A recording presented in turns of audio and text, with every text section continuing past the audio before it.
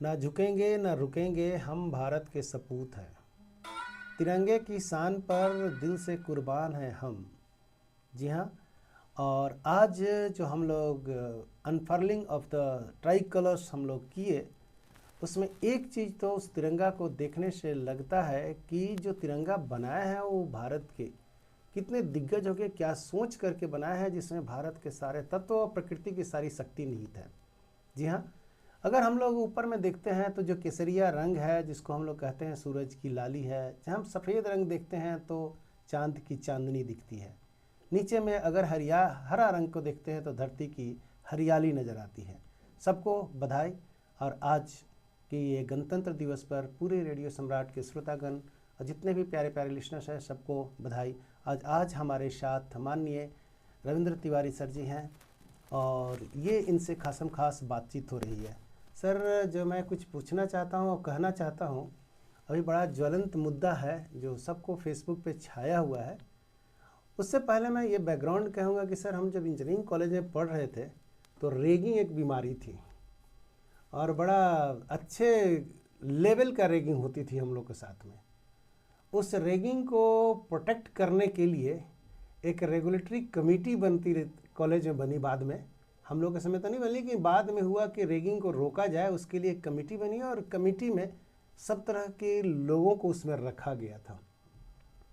और साथ मेरा सर इशारा है कहने का मतलब कि अब अभी जो विवाद का कारण बना है यूजीसी का विनियम 2026, जिसको कहते हैं इक्विटी कमेटी बन गई।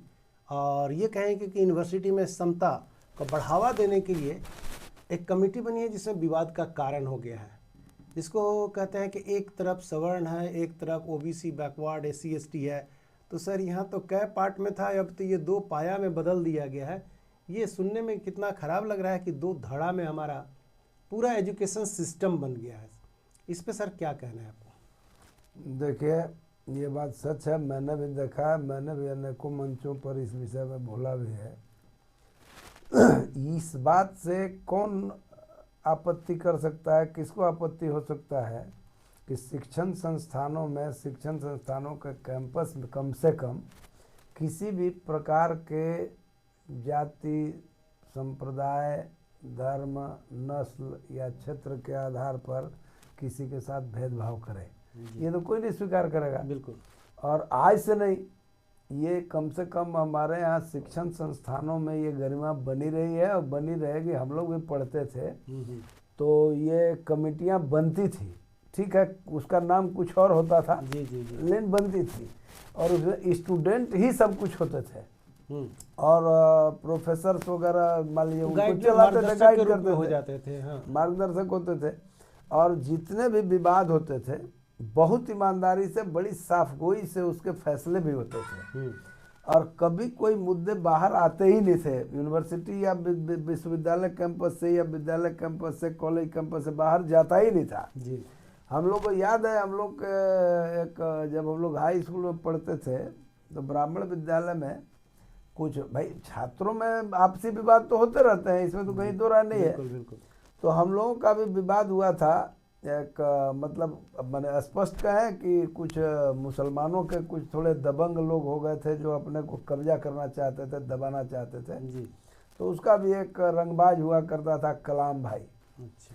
तो वो आकर के स्कूल पर कुछ बच्चों के साथ थोड़ा ये कर दिया तो हम लोग भी जो है, हाँ, यहाँ पर बच्चे जो एंटी सोशल एलिमेंट को सर बुला के लाते हैं ना, लड़ाई यहीं से गड़बड़ तो आती है। जब हम लोग भी उसके अगेंस्ट में जब मारपीट हो गई, स्वाभाविक बात हो जाती है, तो उसके बाद उन लोग जब स्कूल में चढ़ने का कोशिश किया तो हमारे प्रिंसिपल थे नागेश्वर तिवारी जी, वो एकदम उसको ब्रेक किए।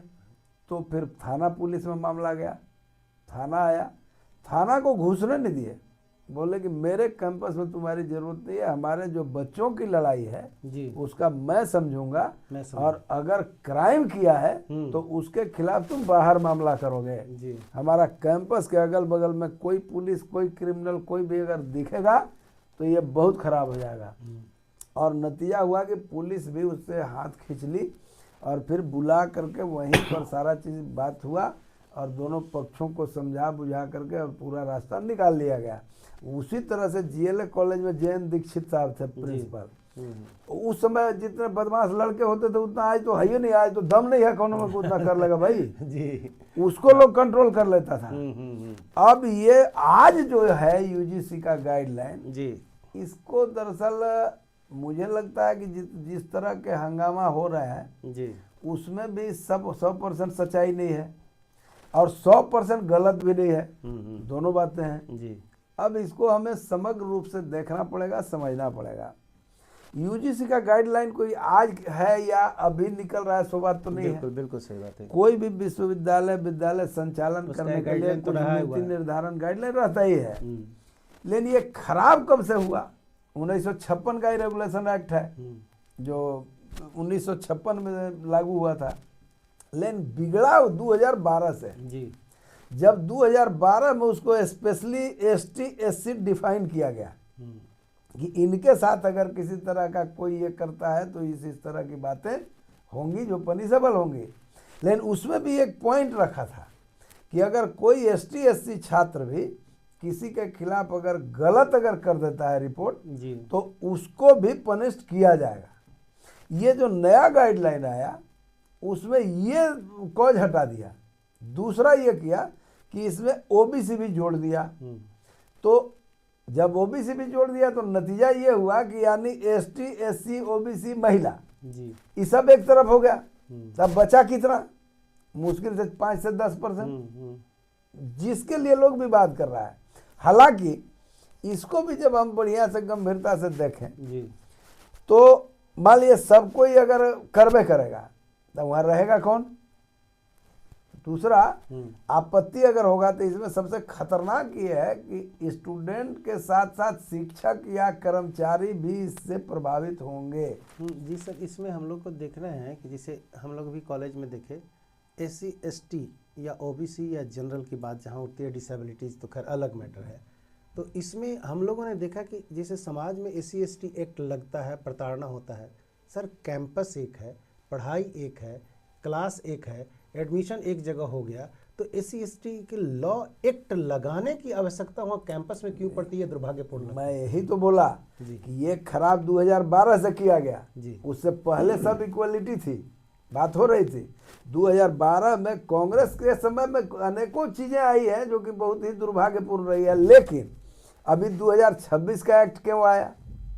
2026 का इसलिए आया कि रोहित वेमुला वाला मामला जो आया था जी, तो वो जब सुप्रीम कोर्ट में केस गया और एक किसी लड़की का मामला था महाराष्ट्र पत्रकार की। हाँ, तो ये सब मामला जब आया तो सुप्रीम कोर्ट उसमें 2019 में एक निर्देश जारी किया सरकारों को और यूजीसी को कि आप इसके संदर्भ में एक विस्तृत गाइडलाइन लेकर के आइए जो सबको इक्वलिटी का आधार बनाए। तो उसी के आधार पर संसदीय समिति बनी जिसके अध्यक्ष थे दिग्विजय सिंह और 21 लोकसभा के मेंबर उसमें थे और 10 राज्यसभा के मेंबर थे। 31 लोगों की कमेटी बनी 2022 में जी, जो 2025 में रिपोर्ट दी। तो 2025 में रिपोर्ट दी तो आश्चर्य आपको ये होगा कि 2025 में जो ड्राफ्ट कमेटी में जो आया है कमेटी के द्वारा स्वीकृत उसमें ये दोनों चीज़ें हैं कि उसको अगर कोई गलत कर देगा, मान लीजिए किसी के खिलाफ अगर गलत रिपोर्ट कर देता है तो उसके खिलाफ पनिश का उसमें है। और इसके बाद उसमें ओबीसी का नहीं था, केवल एसटी एससी का और महिला का था। जी, जी, ये ओबीसी जोड़ना और ये चीज ये पता नहीं कहाँ से किसके अति से आया भगवान जाने। और मजा ये आया कि जो जिसके अध्यक्षता में ये चीजें हुई वो तो रिपोर्ट देकर निकल गया। लेकिन यूजीसी के जिस चेयरमैन के चलते आज ये विवाद खड़ा हुआ उसी को आज सम्मानित भी किया गया है। उसको ये बनाया गया है, पता नहीं कौन एक भारत का सबसे बड़ा सम्मान से सम्मानित किया गया है। पता नहीं कौन उच्च स्तर का काम वो किया भाई, उनका क्या योगदान रहा भगवान जाने, वो किया गया। अब इसके जो दूसरे पक्ष हैं जो हमें देखना चाहिए। सर थोड़ा सा यहाँ ब्रेक करेंगे।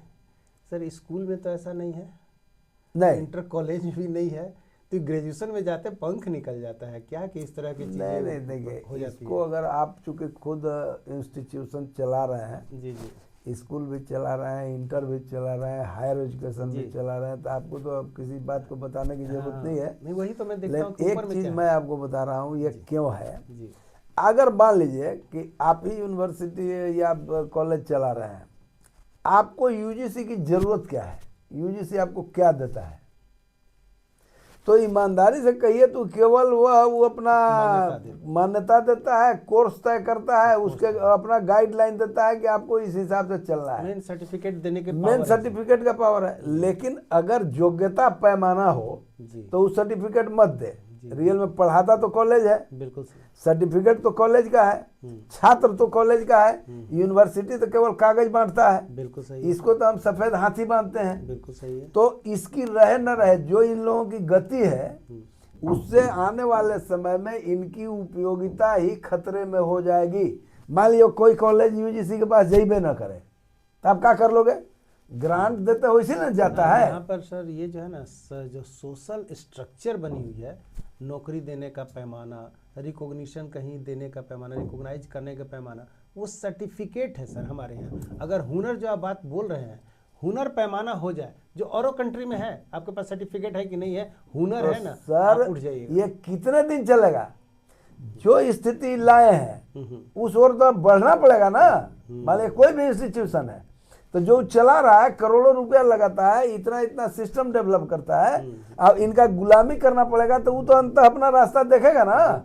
दूसरा जो अभी आप बताए कि नहीं नौकरी नहीं मिलती है, उसको रोजगार नहीं मिलता है, ये इस पर मैं थोड़ा सा आपको मैं ये बताना चाहूँगा कि ये सरकारी नौकरी अब दे कहाँ रहे हैं, कितना दे रहे हैं। जो भी अब प्राइवेट जॉब रह गया तो प्राइवेट में आज भी वहाँ क्वालिटी ही ढूंढेगा, वहाँ सर्टिफिकेट ही करना टांग करके बैठे, उसका बहुत कोई मतलब नहीं है। सर्टिफिकेट है रिजेक्ट करो, रिजेक्ट कर देगा। उसको हुनर देखो, हुनर देखो। तो हुनर जो प्रोडक्ट करेगा, जो डेवलप करेगा, उसके छात्र बाहर जाएंगे, वो अच्छे पैसे पर होंगे, रिकॉग्नाइज उनको मिलेगा। ये तब तक है जब तक कि अभी तक नया इसका विकल्प तैयार नहीं हुआ है। जब इस तरह की सिचुएशन करेंगे तो लोग विकल्प की ओर भागेगा। और मैं बता रहा हूं कि जिस तरह का, अब आप कल्पना कीजिए कि जिस शिक्षण संस्थान में आप एक तरफ इक्वलिटी का नाम करते हो जी, दूसरे तरफ अब एक और मजेदार बात मैं कहना चाहता हूं, जो सरकार उसी संस्थान में जाति के सर्टिफिकेट दे करके खुद जाति के आधार पर सर्टिफिकेट देती है छात्रों को, और उसके आधार पर एडमिशन से लेकर के विशेष सुविधा पर दे रही है।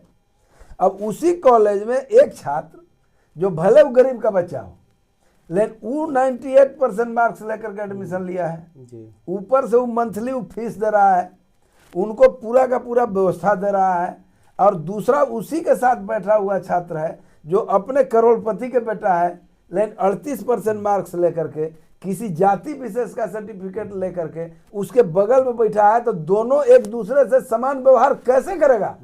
ये प्रैक्टिकल होता है क्या? कतई नहीं होगा ना। ये बात तो सर है कि हाँ, आरक्षण उसको दीजिए जिसको ज़रूरत है। जो फर्स्ट क्लास ऑफिसर का बेटा हो गया, जो मंत्री का बेटा हो गया, जो खुद मंत्री हो गया, तो हमको लगता है कि उस चीज़ को एगो क्रीमिलेयर करके निकाल देना चाहिए। लेकिन सर एक चीज़ यहाँ सतर्क होने वाली बात ये है कि रिजर्वेशन पॉलिसी भी ऐसे लगा रहे हैं कि ओबीसी 27% में रहेगा, एससी एसटी 14% में रहेगा। मतलब ये जो डेटा फिक्स कर दे रहे हैं ना, तो सर ये जो निकल करके आएंगे रिजर्वेशन से बाहर, वो किस कैटेगरी में जाएंगे? ये क्वेश्चन पर या किसी सरकार को इससे कोई मतलब नहीं है। मेरा कहना है कोई भी सरकार हो, कोई कौन कहेगा कि कोई गरीब है, कमजोर तबका है, उसको हेल्प नहीं मिलना चाहिए? बिल्कुल। हमारे यहाँ भारत में तो ये सिस्टम है, पारिवारिक व्यवस्था है, सामाजिक व्यवस्था है, एक दूसरे को हेल्प करने का है कि जो कमजोर तबका है उसको करिए, मिलना चाहिए, चाहे जिस किसी का हो। लेकिन जब आप जैसे जातीय की बात करते हैं तो 700 से ऊपर जातियां शेड्यूल कास्ट में आती हैं, 700 से ऊपर है, 749 या 48 है। उसी तरह से 400 कुछ जो है सो एससी में है, एसटी में है, शेड्यूल ट्राइब में है, और 900 से अधिक जातियां ओबीसी में हैं। अब जब इसका बेनिफिशियरी जब आप देखेंगे तो ओबीसी के 4-5 ऐसी जातियां हैं जो तथाकथित फॉरवर्ड कास्ट से भी काफी ऊपर हैं, काफी स्ट्रांग हैं। बिल्कुल। उसी तरह से शेड्यूल कास्ट में 2-3 जातियां ऐसी हैं जो पूरे के पूरे सुविधा पर कब्जा करके बैठे हुए हैं। उसी तरह से शेड्यूल ट्राइब में भी आप देखिएगा तो अभी मतलब जो रियल में ट्राइब है वो तो करीब दूर दूर तक कहीं लाइन में ही नहीं है भाई। वही बदलाव के वही करने की जरूरत है, तो वो नहीं कर रहा है ना। अभी जैसे ये जो लाया, अभी मैं बोल रहा था तो आपको मैं बताऊं, आखिर कांग्रेस 2012 में जो लाया उसमें जबरदस्ती ठेला SC ST, अब ये OBC ले आए। अब कोई कह सकता है कि भाई OBC भी ले आए तो भाई कल SC ST है ये था तो OBC से किसी को क्या आपत्ति है? हमको भी आपत्ति नहीं है, किसी को आपत्ति नहीं है। जातीय आधार पर, नस्लीय आधार पर या क्षेत्र के आधार पर, भाषा के आधार पर किसी भी प्रकार का किसी के साथ भेदभाव या टिप्पणी करना यह अपराध है, होना चाहिए। और हमें लगता है सर ये लॉ इसी को तो कह रहा है कि किसी भी तरह का भेदभाव करना है तो उसके लिए एक कमेटी बननी चाहिए, तो कमेटी में सब तरह के लोग होना चाहिए, तो इसमें गलत क्या है? नहीं तो आप एक संसदीय 14 जो आर्टिकल 14, 15 और 16 आपको बोलता है उसी को काहे नहीं कर लेते हैं? इक्वलिटी भी एक लाइन में आप कर देते कि किसी भी प्रकार का जाति, नस्ल भेद या अति के आधार पर भेदभाव जो भी करेगा या उस तरह का टीका टिप्पणी करेगा वो पनिशेबल होगा। आप उसमें ये क्यों किए? तो मैं बता दूं जी, हालांकि मतलब अभी तो पॉलिटिकल बात है, अगर UGC अपने मन से ले आएगा ये तो संभव नहीं है जी। निश्चित रूप से सरकार से उसको सहमति मिली होगी। कहीं ना कोई कहीं अपने मन तो से तो होगी नहीं सर, लाएगा, बिना बैकिंग का ये तो कोई कानून तो नहीं है, ये तो एक गाइडलाइन होता है, है। मार्गदर्शन होता है, मार्गनिर्देश होता है। तो बिना मिनिस्ट्री का, बिना सरकार के सहमति के ले आएगा ये संभव नहीं है जी। अभी के दौर में। यही लाने का क्या तुक था जिसका कोई अर्थ नहीं है। ये निश्चित रूप से कहीं पर निगाहें, कहीं पर निशाना ये योगी जी को घेरने के लिए भाजपा की अंदरूनी राजनीति है, वरना कौन राजनीतिक दल होगा भाई जो अपने ही समर्थकों का एक बहुत बड़े समूह को नाराज करेगा? निश्चित रूप से इतना तो जोखिम कोई नहीं लगा। नहीं, डिवाइड हो गया है ना, डिवाइड हो गया एकदम। आजकल फेसबुक पे देखिए तो सोशल मीडिया पे एकदम चल रहा है। इतना बड़ा जोखिम कोई राजनीतिक दल नहीं ले सकता है। इसका मतलब है कि ये कहीं ना कहीं, अब आपको ध्यान में होगा कि यही सरकार संसद से पारित किसान बिल, जो पूरे देश में हर जगह इसकी सराहना थी कि काफी अच्छा है, उसको कुछ मुट्ठी भर लोगों के दबाव में वापस ले लेती है, जो कि संसद के दोनों सदन से पारित है, यस, तब वापस ले ली।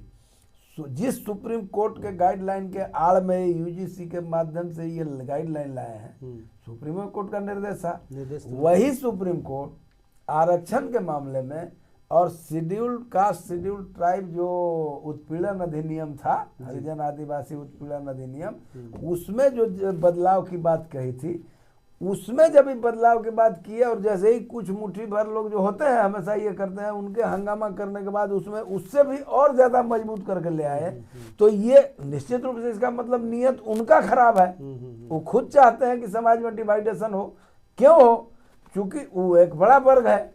जैसे अभी अब देखिएगा, हम लोग देखते हैं सोशल मीडिया में पढ़ते हैं तो जो कागजों में जो OBC वर्ग कहे जाते हैं, जो रियल में OBC तो है नहीं, हर मामले में स्ट्रॉन्ग है, वो लोग बहुत मजबूती से कह रहा है कि इसका हम सपोर्ट करते हैं। भैया काहे सपोर्ट कर रहे हो? तुमको खुद है पता कि तुम क्या कह रहे हो? उसको खुद नहीं पता है, क्योंकि भावना में आके लोग बोलता है। उसी तरह से हमारे उच्च जाति के लोग ही हैं, तो उनको उच्च जाति, इनको OBC, इनको हरिजन, इनको आदिवासी के रूप में तो आप कह रहे हो भाई। अब उसको तू खुद उच्च जाति कह रहे हो तो वो अपने को उच्च नहीं माने तो क्या माने? फिर उसके साथ क्यों बैठेगा? क्यों उसके बराबरी का व्यवहार तो आप नहीं करने दे रहे हो। आप अगर सबको बराबर रखते तो वो डिवाइड करना तब एक बात थी, लेकिन आप तो खुद उसको जात बना रहे हो, उसको कह रहे हो कि तुम हरिजन हो, तुम आदिवासी हो, तुम अति पिछड़ा हो, भले अरबपति हो, चाहे कतरों पढ़े लिखे हो, कतरों बड़ा हो गए हो, लेकिन तुम पिछड़े हो, तो तुम कह रहे हो ना भाई। वो कहाँ कह रहा था? अगला जिसको बना दिया हो वो काहे अपने को पिछड़ा मानेगा? बाबा तो मानेगा। एक चीज़ जो है, एक कमेटी अगर बनती है जिसमें सब तरह के लोग हों और सब लड़का को एक डंडा से, एक नियम से, एक कानून से, एक ताकत से कैंपस में देखा जाए, तो क्या ऐसा संभव नहीं है? एक कमेटी बने जिसमें सब तरह के लोग हो और सब लोगों के, सब टाइप के स्टूडेंट को भरोसा हो, तो वो कमेटी गठन क्यों नहीं हो? सर हर कॉलेजेस में ये सिस्टम शुरू से है, आज भी है जी।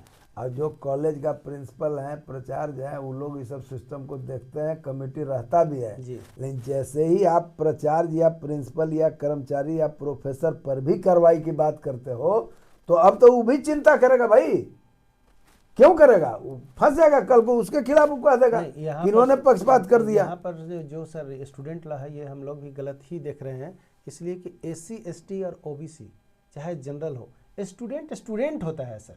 कॉलेज कैंपस में एक रूम पार्टनर में 4 में सर अलग अलग जाति लेकिन रेगुलेशन क्या कहता है ये देखना पड़ेगा ना। रेगुलेशन तो ये कहता है कि टीचर के ऊपर भी ऑफेंस करता है, टीचर को भी ऑफेंसिव बनता है। तो इसको तो अगर ये रेगुलेशन है तो कोई भी टीचर जिसको आप कमेटी बना दीजिए, वो उसके खिलाफ कैसे भी जाएगा, उसको तो खतरा है कि तब तो मेरे खिलाफ भी कार्रवाई करवा देगा भाई, जाएगा तो, क्योंकि वह भी पनिशेबल है।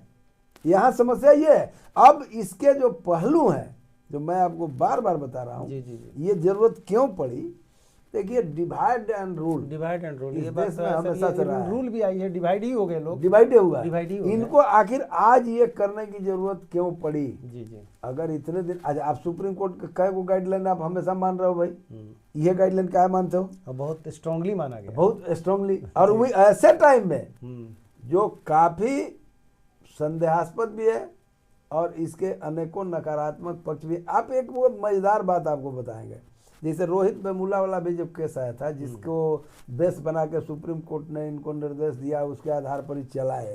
रोहित वेमुला का भी बाद में बात आया कि वो SC था ही नहीं, शेड्यूल कास्ट का था ही नहीं, ये जांच में क्लियर आया। दूसरा, आपको एक और आश्चर्यजनक बनेगा, पूरे भारत में 700 कुछ यूनिवर्सिटीज हैं, विश्वविद्यालय हैं, उसमें पूरे 5 साल के अंदर में सिर्फ 1030 शिकायतें आई हैं इस तरह के, सिर्फ 1030 यूनिवर्सिटी में 1030, 700 यूनिवर्सिटी में, यानी 1.5% भी नहीं है। बिल्कुल। और उसमें भी 800 से अधिक शिकायतें फर्जी निकली जांच में, 0.5% से भी नीचे आपका केस। अब आप कल्पना कीजिए, उसी को आप बेस बना के कह रहे हो कि हम सुधार कर रहे हैं।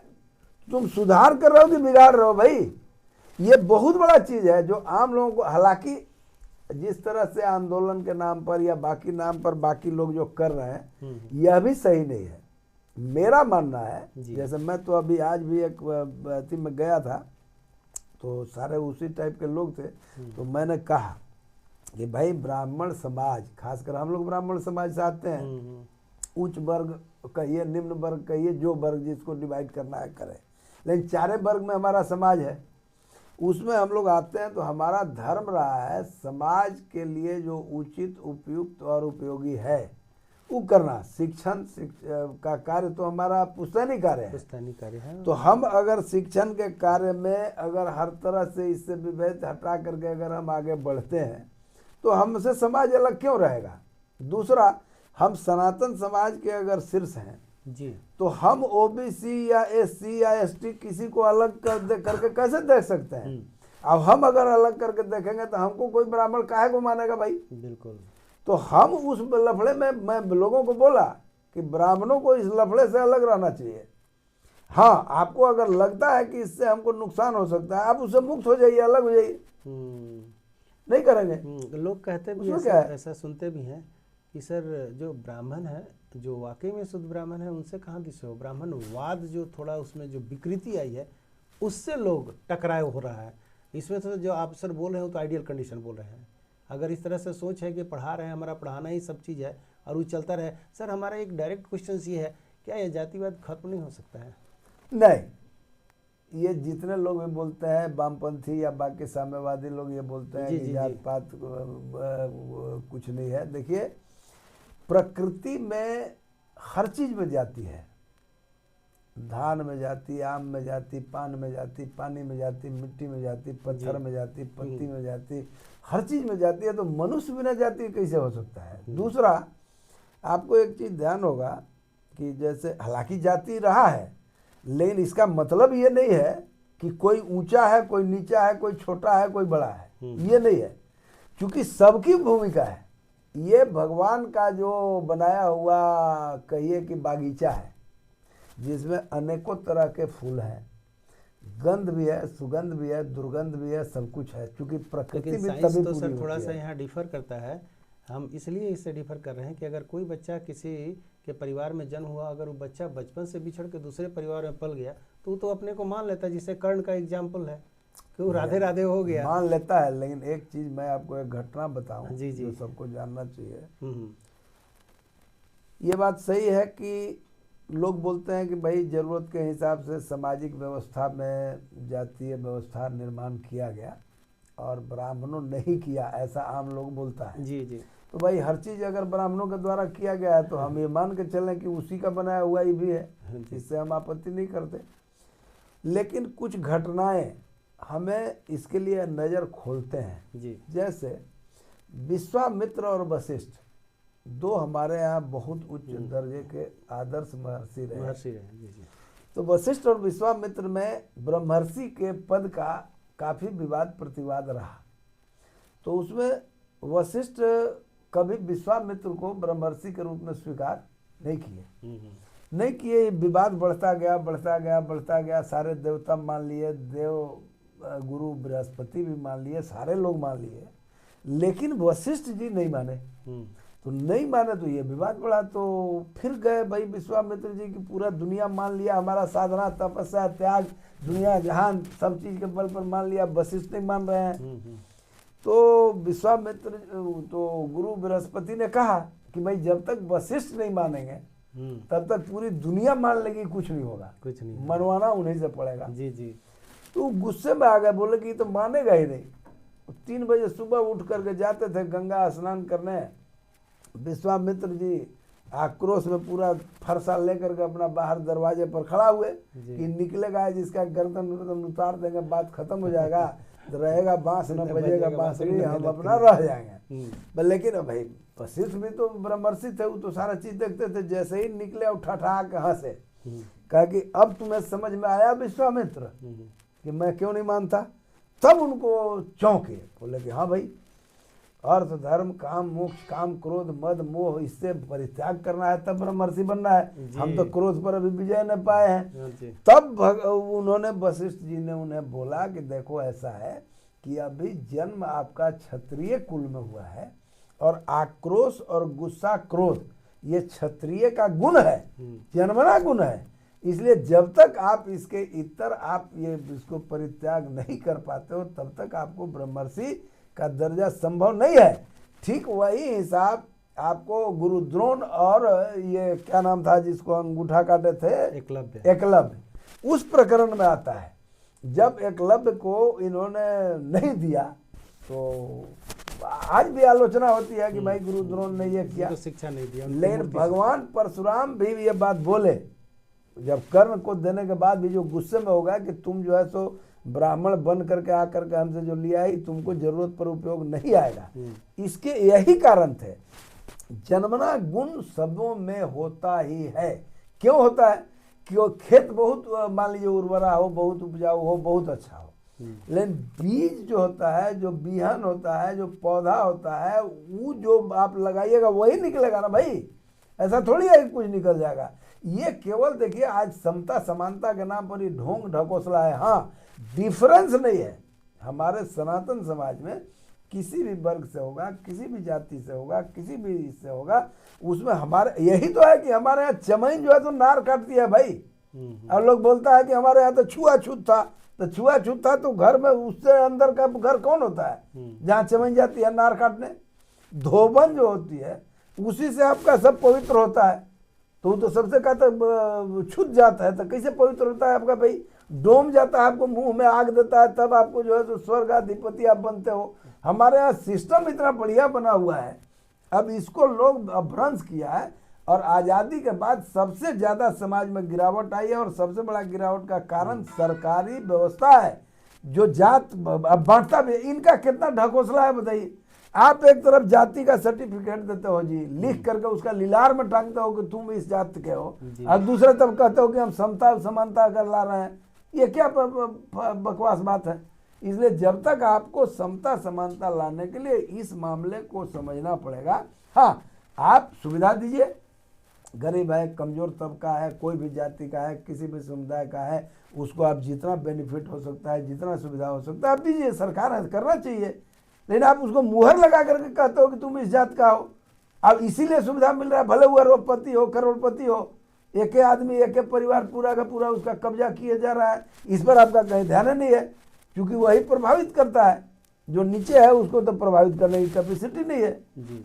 इसलिए ये सुधार आमूल चूल होना ये चाहिए। जो बात आप बोल रहे हैं, जहाँ तक है, थोड़ा सा हम हायर एजुकेशन सिस्टम की बात कर रहे हैं।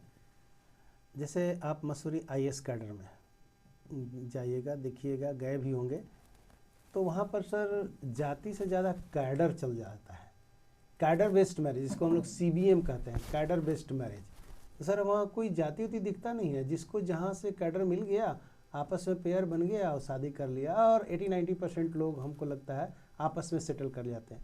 मेडिकल कॉलेज अभी अच्छा खासा देखते हैं कि जाते जाते पेयर बन जाता है, और कौन किधर का है ना, अब बहुत सारा चीज़ डाइल्यूट हुआ है। तो यहाँ तो सर जाति आड़े नहीं आ रही है। आईएएस वाले आईएएस बन के आईएएस की जाति देख रहे हैं, आईपीएस वाले आईपीएस की जाति देख रहे हैं। एकदम सही बात है, ये बात मैं भी बोल रहा हूँ कि जनगणना भी अगर है, लेकिन ऊपर जब आ करके उसके कुछ सिस्टम बन जाते हैं, उसका अपना एक सोसाइटी बन जाती है।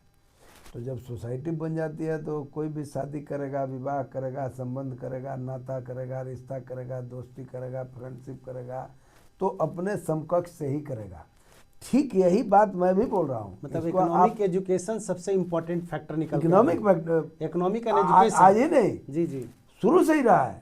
मान लिया आज जैसे लोग कहता है जी जी, बहुत शेड्यूल कास्ट, शेड्यूल ट्राइब, फलाना फलाना लोग नारा लगाते हैं जी। एक जगह हम लोग अंबेडकर जयंती के अवसर पर हम लोग बोल रहे थे, तो एक हरिजन समुदाय से आने वाले बहुत बड़े नेताजी भी थे। तो मैंने वहाँ पर बोला ऐसे ही, काफ़ी ब्राह्मणवाद पर